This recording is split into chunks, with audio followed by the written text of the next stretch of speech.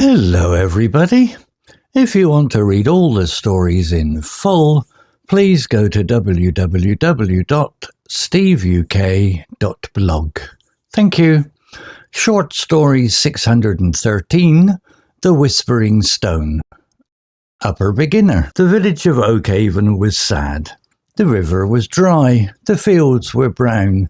The people had no water. A young woman named Emma lived in the village. She was sad too. One day she walked into the old forest near her home. She looked at the dry ground. She wanted to help her village. She found a small, smooth stone on the path. It was a simple grey colour. Emma picked it up. The stone felt warm in her hand. A quiet voice like a soft wind whispered inside her head. The voice said, "Find the oldest tree." Emma was very surprised. She looked around. In the middle of the forest stood a very large old oak tree. Its branches were wide and its roots were thick. She walked to the tree. The stone in her hand became warmer. The voice whispered again, "Look down. Look for the blue light." Emma looked down at the ground near the tree's roots. A soft blue light was coming from the soil. She began to dig with her hands. The soil was loose and easy to move. The light became brighter. She dug a little more, and then she saw it. It was a spring of clean, clear water. The water bubbled and began to flow. It was a new river for Oakhaven. The stone in her hand glowed very brightly for a moment. Then the light was gone. It was just a cold, grey stone again. The quiet voice was silent. Emma ran back to the village following the new river. The people saw the water and cheered. They laughed and danced. Oakhaven was saved. Emma kept the stone. It never whispered again, but it was a reminder of the quiet magic that had saved her village. Vocabulary notes. Village. Definition. A group of houses or other buildings in a country area, usually smaller than a town. Example. The village of Oakhaven was sad. Similar words. Settlement. Hamlet. Community. Whispered. Definition. Spoke very softly and quietly so that only one or a few people can hear. Example. A quiet voice, like a soft wind, whispered inside her head. Similar words.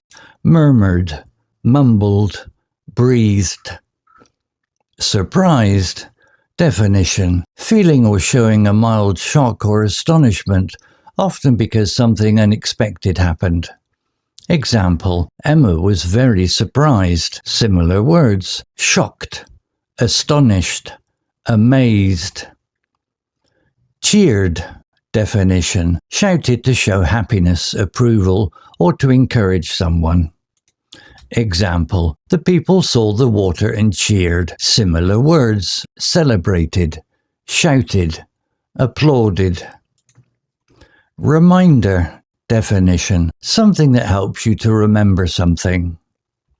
Example. But it was a reminder of the quiet magic that had saved her village. Similar words. Memento, keepsake, memory. Story written by Gemini Pro AI, image created by onemin.ai. To read all the stories in full, please go to www.steveuk.blog. Thank you. CC Music, drifting at 432 Hz, Unicorn Heads. Welcome to the Deep Dive. We're here to unpack fascinating source material and really distill the core insights for you. That's right. Today we're diving deep into just one source, a really compelling short story called The Whispering Stone.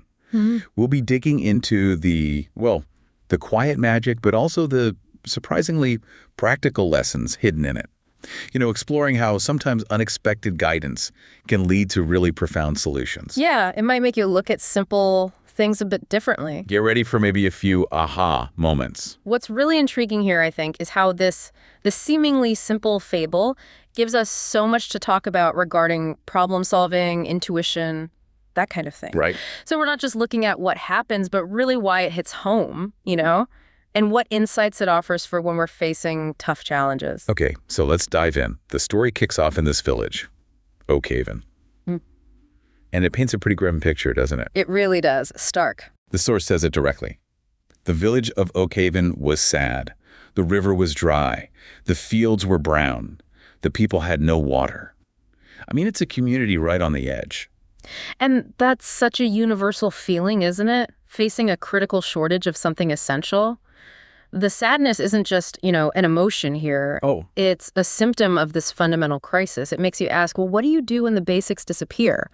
When life itself feels threatened? And right in the middle of this despair, we meet Emma, a young woman.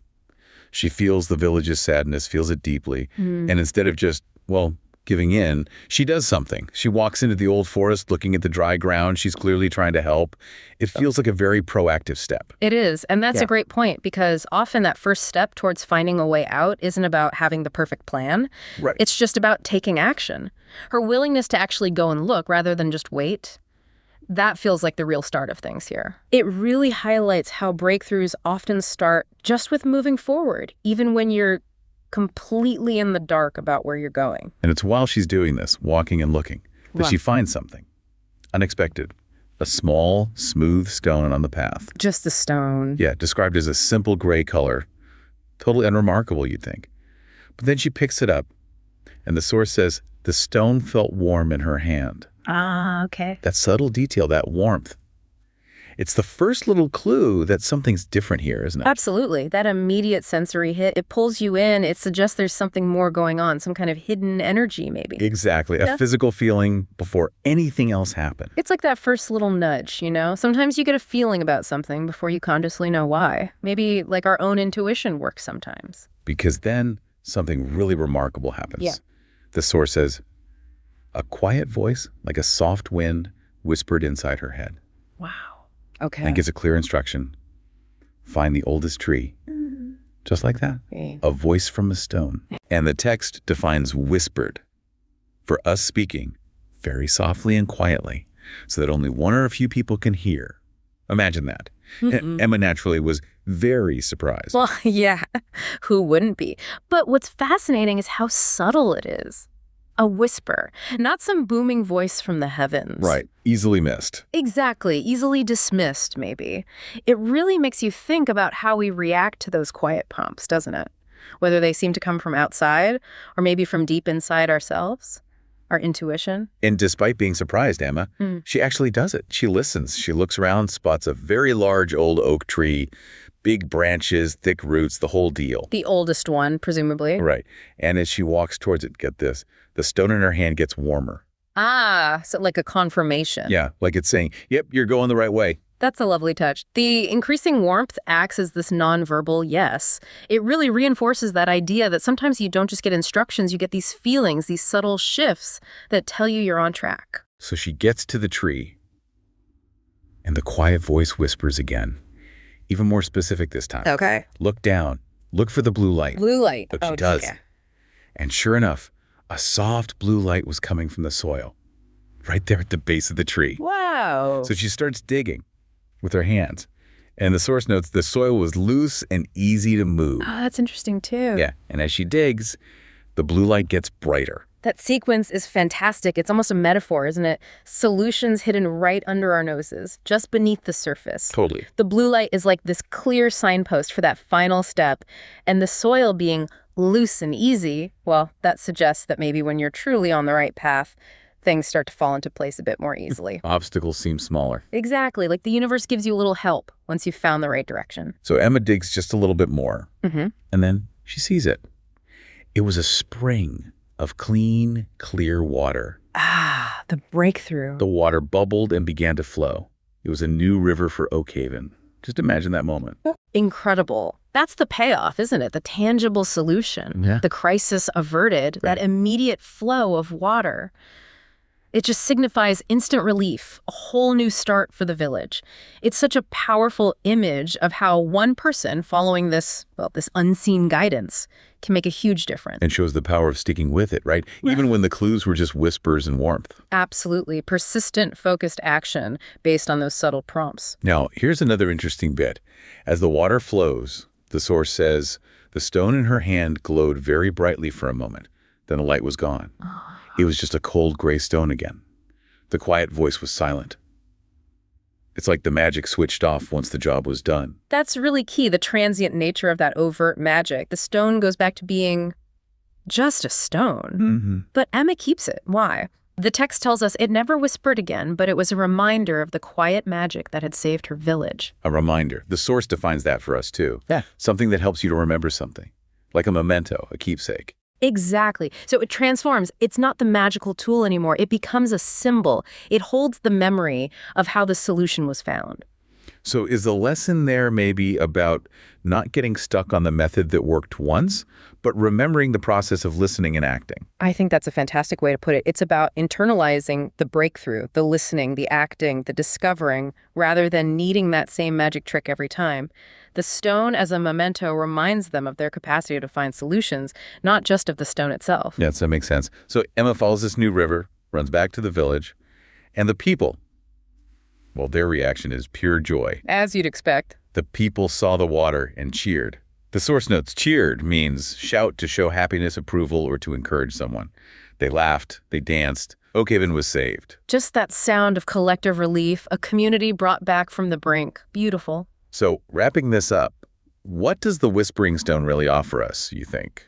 For you, listening. Well, it's a powerful story, isn't it? It really is. Yeah. It clearly shows how solutions can pop up in the most unexpected ways. Yeah. It highlights trusting that quiet guidance, whether it's literally a whispering stone, or maybe more likely for us, that inner knowing, or a subtle clue from the world around us that we might just ignore otherwise.